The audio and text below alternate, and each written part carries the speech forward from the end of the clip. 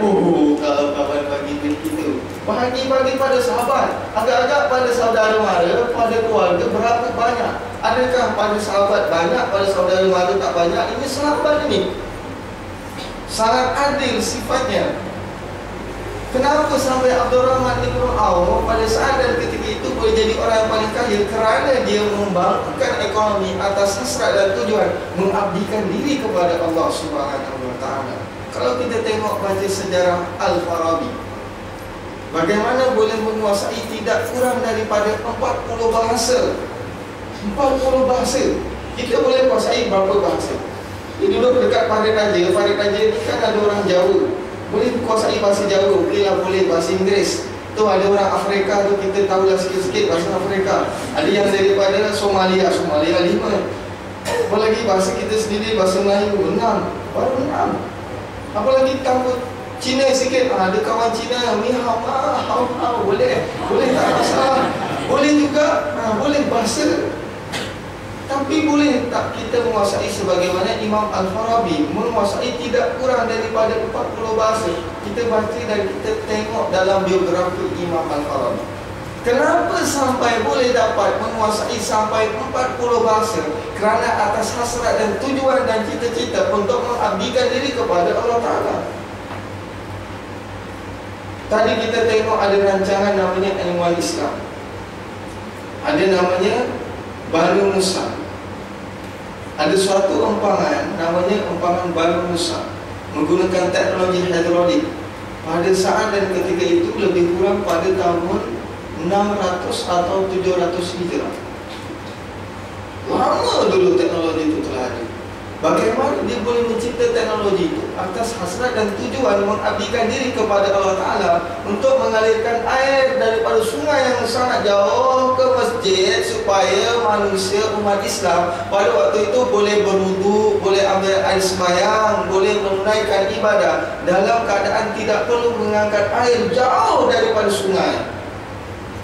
Semua apa yang dilakukan oleh umat Islam pada waktu itu yang menjadikan mereka sangat cemerlang, sangat hebat atas dasar dan tujuan hasrat mengabdikan diri kepada Allah Subhanahu wa Ta'ala.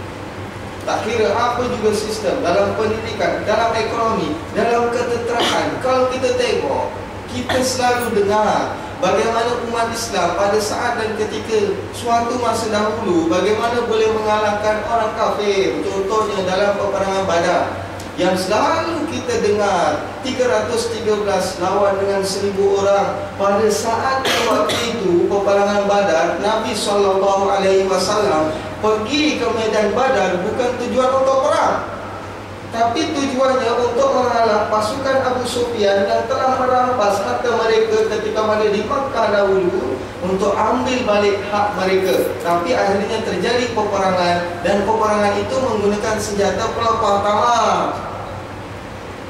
Itu saja boleh menang atas hasrat dan tujuan apa? Untuk mengabdikan diri kepada Allah Subhanahu wa Ta'ala, walaupun dalam bidang ketenteraan.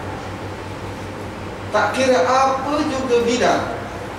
Jadi hari ini juga kalau kita tengok umat Palestin, Gaza itu, kenapa masih tidak boleh ditawan apa senjata yang ada pada mereka? Tidak ada apa-apa senjata yang ada pada mereka. Jadi mungkin kerana hari ini kita lemah, hari ini kita terhina, mungkin sebab kita telah lupa dengan apa yang sama-sama sepatutnya kita ingat ini, iaitu mengabdikan diri kepada Allah Subhanahu wa Ta'ala dalam apa juga aspek, dalam apa juga keadaan, dalam apa juga bidang. Kita jangan hasrat dan tujuan untuk mengabdikan diri kepada Allah Subhanahu wa Ta'ala dengan syarat. Mesti ada syarat, iaitu jalannya betul, caranya betul, dan benda yang kita nak lakukan tu adalah betul. Sengaja aku mencuri kerana Allah Ta'ala. Orang ni mana boleh. Sengaja aku pergi dangdut ni, dangdut kerana Allah Ta'ala. Sengaja aku pergi jahit ke apa ke kerana Allah Ta'ala. Sengaja aku pergi main bowling berdua-duaan kerana Allah Ta'ala.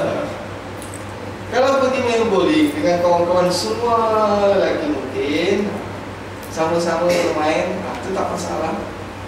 Tapi kalau yang ada perkara-perkara yang tidak selari dengan agama Islam, walaupun niatnya betul, tujuannya apa? Untuk mengabdikan diri kepada Allah Ta'ala. Saja aku bawa Minah ni naik motor ni, kerana Allah Ta'ala, ya Allah berkati, ya Allah. Macam mana nak berkat? Allah rasanya tak ada. Jadi itu pernah suatu cerita kan, bagaimana ini seorang sahabat Nabi SAW, ataupun dalam suatu kisah tentang bagaimana, ini suatu kisah, ini bukan sahabat Nabi, ini suatu kisah yang saya baca dalam suatu buku. Tajuknya apa? Apa tajuknya? Hidup bertuhan dan berfikiran positif. Apa begitu? Ustaz Fuad, apa dia punya pengarangnya? Jadi kawan ini ada suatu tabiat, iaitu nak, tak tahu macam mana nak hilangkan rasa ingin merokok ni. Bagaimana nak hilangkan? Merokok ia, minum arak pun ia. Tapi akhirnya kawan ni bagi nasihat, bagaimana setiap kali nak merokok, setiap kali nak minum arak, ataupun melakukan apa juga kejahatan, kemaksiatan, cuba minta izin dengan Allah Ta'ala. Ya Allah, ya Tuhanku, izinkanlah aku merokok, izinkanlah aku minum arak, izinkanlah aku sekodeng. Jadi minta izin dengan Allah Ta'ala, dengan benda-benda yang tak baik, kan nanti lama-lama rasa malu. Jadi akhirnya dia meninggalkan perkara tersebut. Sebagaimana dengan sahabat Nabi SAW yang baru memeluk Islam. Wahai Rasulullah, semua amalan Islam aku boleh lakukan, kecuali mencuri. Mencuri aku tak boleh lakukan, tak boleh tinggalkan. Jadi kata Nabi SAW, ini psikologi Nabi SAW, bagaimana nak menghadapi orang yang baru memeluk agama Islam.